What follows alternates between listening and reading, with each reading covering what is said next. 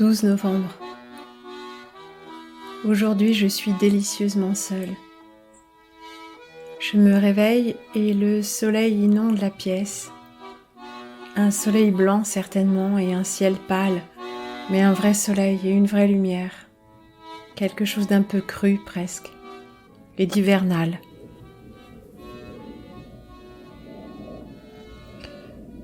Non, ce ne sont pas des oiseaux, ce n'est pas le tonnerre, ce sont ces choses qui passent au-delà de notre limite de perception dans le ciel. On ne les voit pas, et pourtant le ciel n'est pas voilé. Il n'y a pas de nuages. Qu'importe. Aujourd'hui, je suis merveilleusement seule. Je me réveille et je m'accorde quelques gouttes de violon, quelques touches, quelques airs entraînants. Et puis les petits rituels du matin, tels que le café, le poêle, la chicorée dont les grains infusent doucement dans la casserole, à mélanger, ou pas. Tous ces gestes simples, passer l'éponge, passer le balai, rouler le tapis, refaire le lit, ouvrir la porte pour donner de l'air et voir entrer la lumière. Le bourdonnement des mouches aussi, il y a beaucoup de mouches. Il fait chaud aujourd'hui et les oiseaux chantent. Ce grondement infernal de tonnerre qui n'en finit pas ne les dérange pas outre mesure. Aujourd'hui, je suis bien dans ce soleil froid visuellement, mais assez chaud physiquement. Il y a de l'herbe presque jusqu'au pas de ma porte et c'est plutôt agréable. Toute cette vie qui pousse et pousse et pousse constamment. Des feuilles en forme de plumes, des feuilles en forme de tiges, des feuilles en forme de feuilles. Toutes les nuances de vert, pas vraiment magnifiées par cette couleur de soleil froid, je dois bien dire. Mais l'éclairage est là. L'éclairage, sur toute chose. Ça ressemble pourtant pas à la lumière de la vérité, hein. C'est pas vraiment offrant du collier. Le ciel n'a plus d'éclat, les choses n'ont pas d'éclat. La lumière n'est pas dense et dorée comme je l'aime. C'est vrai qu'elle l'est rarement à présent, peut-être jamais. On disait le ciel de l'Allier, mais c'est vrai que depuis que je suis arrivée, je n'ai pas trouvé que le ciel de l'Allier fût si dense, si saturé de couleurs. Non, je trouve pas. Mais on est bien. Une vraie douceur de vivre, dans laquelle on puise beaucoup de joie et ce sentiment de la beauté des choses vivantes. Même si, bien sûr, c'est un hameau, il y a ces pylônes de béton qui soutiennent les câbles électriques. À un moment, je pouvais plus les voir, je ne voyais que ça. Même les pylônes de bois, je les dénigrais, et puis je me suis dit non, mais c'est quand même plus joli que ce béton. Et puis c'est vrai qu'il n'y en a pas tant que ça, mais il y en a. Cette espèce de trame moche qui nous rappelle toujours à notre enchaînement. Pas uniquement l'électricité payante, mais l'électricité tout court. Tous ces dispositifs destinés à faire fonctionner des choses qui n'ont aucun rapport avec le vivant et la beauté. Oui, le vivant est électrique, mais pas comme ça. Pas sur des pylônes de béton, mon ami, avec des râteaux de métal qui soutiennent des fils câblés de caoutchouc, plastique, noir. Quelle laideur! Vu de près, je suis sûre que ça ressemble à un de ces godemichés style dino, à ces accessoires sadomaso de vinyle noir. Ça donne pas envie. Moi, ça ne me donne pas envie. J'aime la lumière du soleil, j'aime la lumière de la bougie, et j'aime la faible lueur du feu de bois. Et pourtant, mon poêle n'a qu'un petit mica. Quand j'ouvre le cendrier, je vois indirectement la lueur orange. Et même à cette lueur, je pourrais voir ton visage. À la lueur de la lune qui rentre par le carreau, je vois ton visage et ton corps bleuté. Je vois ton corps qui se dessine sur les draps blancs. Toi, au cours des âges, tu as changé de corps et de visage. Tu as été multiple, on dirait. Mais c'est toujours toi. C'est toujours toi que j'aime. C'est toujours nous qui nous aimons à travers différents corps, n'est-ce pas? Et qui nous regardons à la clarté de la lune, à la clarté glaciale de la lune. Tu as changé de visage et tu as changé de prénom. Dans cette seule vie, dans le seul temps de ma vie, je parle pas de vie antérieures de retour de karma, des tas de vies que nous aurions eues, des tas de personnages que nous aurions déjà joués, parce que je ne suis pas sûre d'y croire, bien que tout ça me semble assez réel d'une certaine façon. Non, je te parle de toi qui me cherche et de moi qui te cherche, et nous nous cherchons à travers la vibration que nous émettons, qui change au cours du temps, qui change au fur et à mesure de notre évolution intérieure bien sûr. Alors toi, je t'ai rencontré. Tu avais différents âges, différents corps, différents visages bien sûr, et donc différents prénoms. Et à chaque fois que je t'ai rencontré, vraiment rencontré, plongeant mon regard dans le tien, alors c'était nous qui nous cherchons, ou plutôt nos âmes qui se cherchent à travers ces corps que nous avons, ces personnages que nous jouons souvent avec délice. Nous savons toujours nous reconnaître quand nous cherchons vraiment, quand nous avons la patience d'attendre de nous trouver, n'est-ce pas? Je t'ai attendu et je t'ai trouvé, et je t'ai perdu et je t'ai retrouvé. À chaque fois, c'est un toi différent. Pour chacun d'entre vous, j'étais un différent moi, un différent personnage. Nous nous co-créons autour de notre désir d'être réunis à quelque chose de plus grand, plus grandiose, dont il nous faut bien reconnaître que nous ne sommes qu'une partie, une polarité de l'énergie, ce qui ne nous empêche pas d'être des êtres complets dans notre accomplissement quotidien. Et c'est parce que je sais que tu vas venir jusqu'à moi que je t'attends avec autant de patience. Je ne te cherche pas, je t'appelle. Et je sais que quand je suis aimantée par toi, c'est en fait toi qui as répondu à mon appel. Il ne peut pas en être autrement. Cette partie de nous qui est puissante s'occupe de tout, mais parfois je trouve le temps long à ne pas contempler, à mes côtés, dans la nuit, ton corps bleuté dans un rayon de lune. Je voudrais dire à ton âme, mon âme voudrait dire à ton âme, ou plutôt mon petit moi impatient voudrait dire à ton âme, ne me fais pas trop attendre, montre-toi, apparais. Mais je ne sais jamais ce qui va apparaître, bien sûr. C'est la magie, la pure magie de la chose. C'est que quand je te rencontre, parfois je ne te reconnais pas tout de suite. Il faut un moment pour que je me rende compte de qui tu es vraiment à chaque fois, quand tu changes de visage, quand tu changes d'être. Alors que moi, il me semble être toujours la même. C'est un curieux voyage, n'est-ce pas? Un bien curieux voyage. C'est toujours nous qui nous aimons à travers différents corps, n'est-ce pas? Et qui nous regardons à la clarté de la lune, à la clarté glaciale de la lune, ton corps bleuté, à la lumière dorée du soleil couchant, ton visage est d'or et de rose, et dans la faible lueur du feu, ta peau se teinte des tons les plus doux, les plus chauds dans la pénombre. Alors nous sommes vraiment beaux, parce que nous sommes là, toi et moi.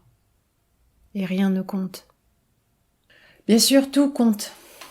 Tout compte et ce monde ne nous permet pas beaucoup de repos mental et de joie et de rire et de danse. Mais il nous faut quand même les cultiver. C'est vital. Il nous faut trouver l'espace où nous pouvons puiser à notre véritable source. Pour moi, c'est la musique, c'est le jardinage, la cuisine, le contact des choses simples, la jouissance paisible du nécessaire, le fait de passer le balai sur la tomate et de jeter la poussière aux quatre vents par le pas de ma porte. J'ai fait scier, j'ai fait disquer l'ignoble barre de seuil de métal qui tenait bien hermétique ma porte, parce que tout simplement je voulais pouvoir balayer et jeter mes balayures par la porte d'entrée, ce qui est un geste symbolique extrêmement sain. Alors à chaque fois que je le fais, j'ai beaucoup de plaisir. J'ai beaucoup de plaisir à le faire, je me félicite que cet été le premier geste en entrant ici. Je m'en félicite à chaque instant. As-tu beaucoup de sujets de félicitations aussi triviaux de chaque instant? Parce que c'est nécessaire. C'est nécessaire d'avoir de ces choses que nous faisons constamment, que nous répétons presque constamment, et que ces choses nous donnent de l'énergie plutôt qu'elles nous en prennent. C'est pourquoi il est important que tu considères ton habitat. Et ce qui dans ton habitat peut être Sinon, améliorer du point de vue pratique, améliorer du point de vue de ton confort moral, de la valeur symbolique des gestes que tu accomplis ou du parcours que tu as dans ton espace de vie. Quand ton parcours est trop rétréci parce qu'il y a trop de meubles ou que l'espace est mal agencé, tu brides ton corps et tu brides son mouvement et son expression dans l'espace.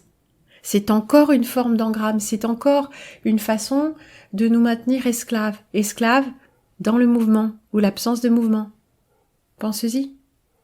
Et lorsque notre mouvement est bridé, au quotidien, constamment, des dizaines de fois par jour avec les mêmes gestes, les mêmes façons de mouvoir notre corps de façon entravée, est-ce que tu ne crois pas que ça va avoir une influence certaine sur la façon dont tu penses, dont tu te penses ?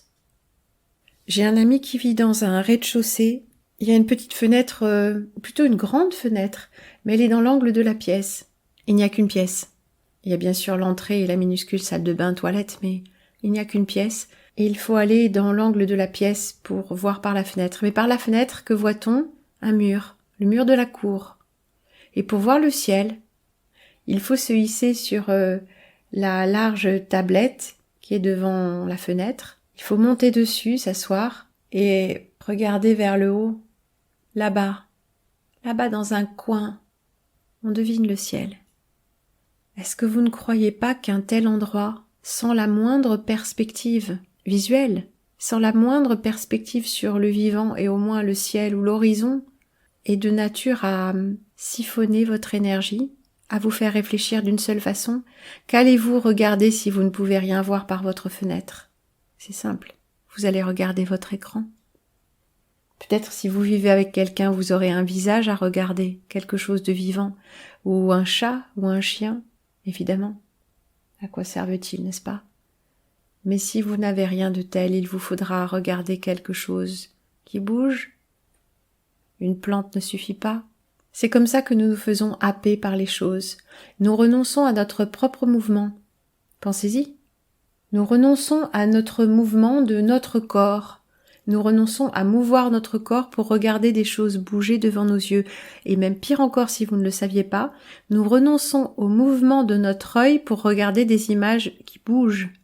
Parce que quand ça bouge, du fait de la technologie des écrans, il y a un balayage de l'écran ou un scintillement qui ne permet pas que l'œil ait des mouvements dans cette image. Il est stimulé, ça arrive trop rapidement. Quand vous regardez une image fixe ou une chose du monde, par exemple, je regarde ma main et l'espèce de croix qu'il y a au centre de ma paume, eh bien, si je regarde ma main, même si je crois que je regarde un point, je ne regarde pas totalement fixement, et il y a des micro-mouvements de mon œil qui balayent. Non systématiquement. Il y a des études là-dessus. On a pu mettre en évidence les mouvements oculaires de quelqu'un qui regarde quelque chose, qui regarde une image par exemple.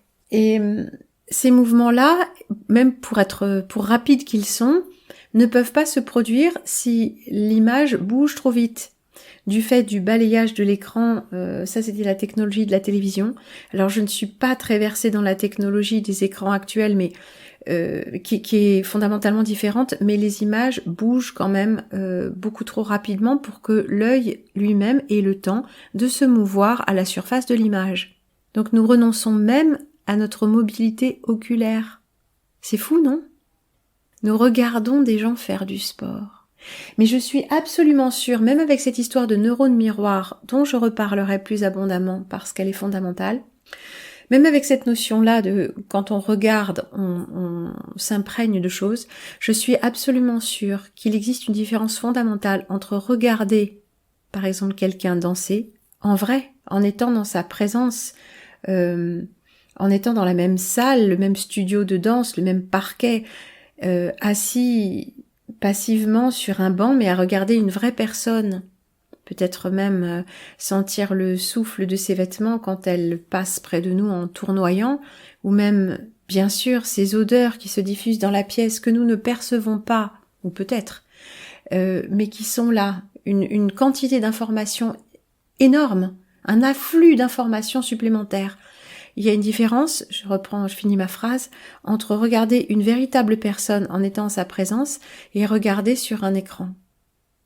Alors bien sûr, les images et les représentations sont chargées. Et je pense que l'impact que ces choses ont sur nous vient du fait de leur charge propre, mais aussi de notre attitude à nous. Si nous sommes capables de nous relier aux choses que nous regardons bien sûr, mais à cette part de nous-mêmes où les choses s'impriment. Si nous sommes inconscients, elles vont s'imprimer en bloc. Et si nous sommes très présents, il se peut que les choses vues à travers un écran aient quand même une influence très bénéfique sur nous. Je n'en suis pas absolument sûre, mais force m'est de constater à moi ça pourrait bien être le cas. Un de mes amis, justement celui qui vit dans ce terrible rez-de-chaussée, me disait de regarder des vidéos de gens qui jouent des violoneux, et je lui disais mais non, mais moi je peux pas apprendre comme ça, je veux apprendre avec toi parce que tu es une personne réelle, ou avec d'autres qui sont des personnes réelles. Mais dans le choix de personnes réelles que j'ai, c'est avec toi que je veux m'apprendre à jouer. En ta présence. Le seul fait de le regarder et de l'écouter m'a appris bien plus que des années de pratique, comme ça, sans modèle, sans maître et sans sa présence. Il y a une interaction immédiate qui se fait, même quand on est passif. C'était ça, je reviendrai là-dessus, sur l'apprentissage à la méthode traditionnelle, quel que soit cet apprentissage, y compris le corps, pas uniquement l'intellect, le corps. Nous n'avons plus de corps. L'idée, c'est que nous n'ayons plus de corps. Nos corps ne nous appartiennent pas. Ton corps appartient à l'état civil, au médecin, à la société qui te dit quoi en faire, quoi manger, dans quelle position dormir, sur quel matelas. Tu t'es laissé dire tout ça? Non, un canapé ou une chaise ne sont pas bons pour toi, un fauteuil relax ne sont pas bons. Ils relaxent ton dos malade d'anxiété. Ce n'est pas ton dos qui va mal, c'est ta tête. Ce sont tes émotions bloquées. Tu veux un lit confortable ou un corps confortable? Regarde ton chat, il dort par terre. Regarde ton chat, ou ce chat allongé sur les rochers aigus, sa tête est posée sur un roc. Regarde comme il est détendu. Tu crois qu'il le ferait si ça n'était pas confortable? Et toi, peux-tu t'étendre sur le rocher, avec la tête sur une pierre, avec un angle aussi, une arête aussi vive? Tu ne peux pas, tu aurais mal. Qu'est-ce qui nous différencie de ce chat? Sinon notre mental et notre passé et nos traumatismes. Mais ils ont bon dos, les traumatismes. Ah, ils ont bon dos, je parle d'or. Ils ont bon dos, mes traumatismes. Mais c'est pas tout. C'est à l'intérieur de nous que quelque chose ne va pas. Tu préfères un canapé confortable ou un corps confortable? Tu peux t'asseoir par terre? Tu es bien par terre? D'accord, ton sol est froid, mais sinon, tu es bien par terre? Tu peux t'allonger par terre? Tu peux t'endormir par terre? Sur ton tapis épais, qui est bien sûr épais et confortable, mais qui n'a rien d'un matelas? Mais si tu peux le faire, alors ton corps va bien, quel que soit ton âge. Ne pense pas que tu dois faire plus attention à ton corps et à te ménager parce que tu vieillis, c'est faux. Écoute ton corps, mais ne ménage pas tes efforts. Tes efforts vont te mener au bien-être. Il ne peut pas en être autrement. Et ton laxisme ne te mènera qu'à toujours plus de douleurs morales et physiques. De temps en temps, il faut savoir vivre un peu à la dure, mais pas pour se faire du mal, pour être bien, pour être durablement bien. On dit que le corps est le véhicule, je dirais plutôt qu'il est l'instrument. Ton corps aussi, c'est ce que tu vas en faire. Ton corps est la porte d'entrée de ton intelligence, de ton cœur, de ton talent, de ta joie. Prends-en bien soin. Prends bien soin de ton corps. Tu es ton corps. Et tu n'es pas ton corps, mais tu es ton corps. Ton corps manifeste ton énergie. Manifeste tes croyances, manifeste tout. Laisse-le manifester la grâce. Laisse-le manifester l'amour.